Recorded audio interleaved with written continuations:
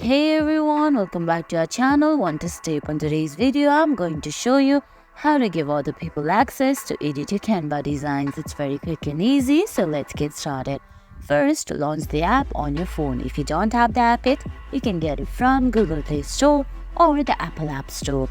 Once you do that, open the app and sign in. Now, on the bottom of your screen, you can see there are Home, Projects, Templates and Pro. Tap on Projects. It might take a few seconds and you can see there are your designs popping up on the screen.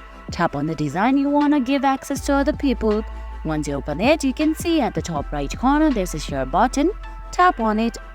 Now on the screen you can see there are options like invite, public view link, template link, present, clipboard, download, share link, email, etc.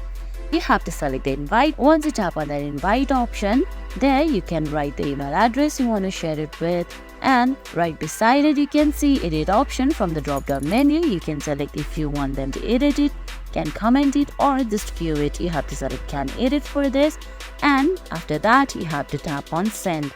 And guys, that's it. That's how you give other people access to edit your Canva designs. I hope you found this video helpful. If you did, please give it a thumbs up, leave a comment, subscribe to our channel and hit that bell icon. See you in the next video.